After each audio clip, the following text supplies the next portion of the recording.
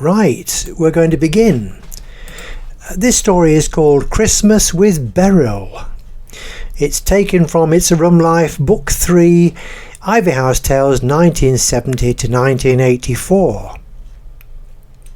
This story is from Christmas 1983. Drama and Demise of ECYB.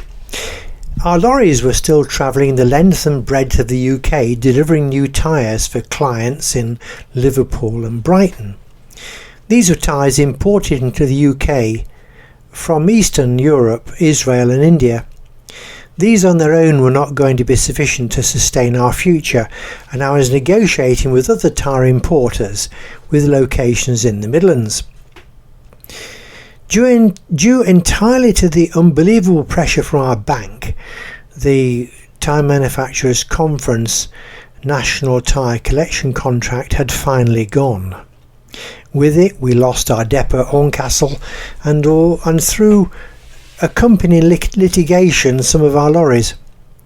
We still retained our original regular TMC collections from individual tyre retailers in the East Midlands, but money was tight and I could not sustain the drain of finance much longer. Midland Bank was still pressurising us to the extent that the family home was for sale to pay off our bank loan. At this time we had some newish drivers, and collectively with the older ones they had intimated they could do a better job than me. We arranged to change ownership, and the business was to be sold to them collectively, and they would pay us bit by bit for the capital asset value of the best lorries on finance. They were quality vehicles and had good genuine book value in excess of £15,000 each, and less than £5,000 left to pay on finance. Arrangements were made for the finance company and all our clients to the effect that the business was changing ownership. I took a week off to settle affairs at home and arrange an auction of surplus property that would raise some badly needed funds to keep the family in food. On my return, I found that just as soon as the transfer was legal and all clients made aware of the change, the new owners changed all the locks, and on the morning of my meeting to discuss final details, the four principal new owners attacked me with wooden clubs and defied me to cross the threshold. I had to take refuge in adjoining premises owned by a couple of decent local lads who repaired car bodies. I spent 30 or so very anxious minutes on the phone to my solicitor, who was fully aware of the circumstances but no help whatever. Eventually the police extracted me and I made my dazed and dumbfounded way home. The police also warned me best to keep away and not antagonise the new owners. I should have realised then how inept my solicitors were going to be on my behalf. Following on from this was months of communications between solicitors. My firm were particularly lacking in worldliness and understanding, finally managing, despite my constant urging to greater effort, to show their full level of inefficiency by allowing the culprits to sell the only main asset of the business, the lorries, just the very day they were clear of finance, and pocketing the not insignificant cash in the region of £25,000.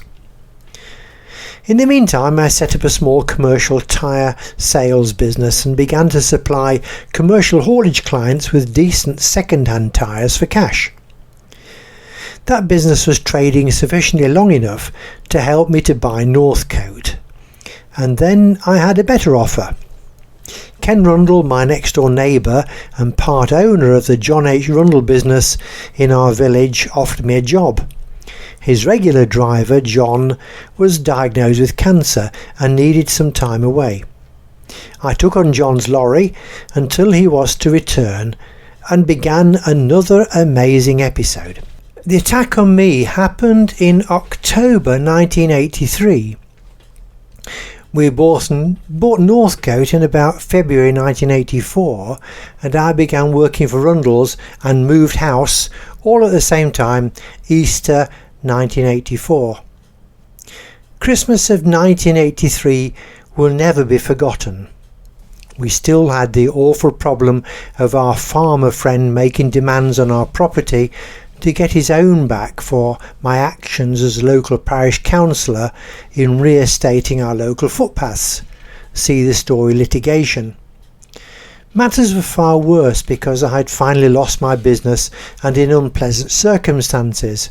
My solicitor was worse than useless on my behalf, and the lovely Georgian family home of over 14 years had gone too. Even without the constant pressure from Midland Bank, without a decent income, I could not possibly afford to live at Ivy House. The costs of upkeep of a Georgian country house, even in the 1980s, was extensive to say the least. The mortgage was not huge, but it did not stop there. We had held that auction on the premises in November and sold all our movable assets, and this we lived on for 2 months, frugally. Christmas is coming with empty pockets, very little income and no job. One reason I will never forget that pathetic Christmas was because my sister phoned to say that as we could obviously not afford presents for her family, her husband and herself had decided they would not embarrass us by sending anything to us. She was married at that time to husband number 2, a dreadful clone of Arthur Scargill. Anything you said or did, he had done 10 years previously, and better, of course. Jane was not normally that bloody-minded, and we believed the Christmas present thing was all John's doing. It had not occurred to me that I should have signed on. I had never been in a labour exchange or job centre or anything like that at all in all my life. I had never been out of work, and the experience was numbing. Beryl came to our rescue. She lived in the Crescent, a line of houses built with the rest of our village of New Bolingbroke when it was created a new town in 1805 or so. The Crescent consisted of genuine London-style townhouses grouped together like a very small Royal Crescent of Bath, but very small. Beryl was a widow, and over the years I had written letters for her from time to time to help combat her own sticky problems. She was a real angel that Christmas. We weren't allowed to pay for anything, not that we could anyway. She fed us and warmed us and provided plenty of good liquor. She invited Terry too. Terry was our local mechanic and had repaired all our lorries and recovered them from peculiar situations. He was a good friend. For the big day, we all crammed into her large semicircular back kitchen. The huge Georgian-style property had been a shop in the past and was still virtually unconverted. We wrapped ourselves around her Arga stove and lapped up her delightful cooking. For a little while at least, we were away from the frustrations and problems that surrounded us. We were very grateful to Beryl for her kindness. There we are, that's the end of that little story. Okay, this is a new ending to all our stories. There's no shop anymore. Since COVID, we decided to allow free access to all our complete books, videos and audio stories. You can access them all via our new website. The address is www.itsarumlife.com.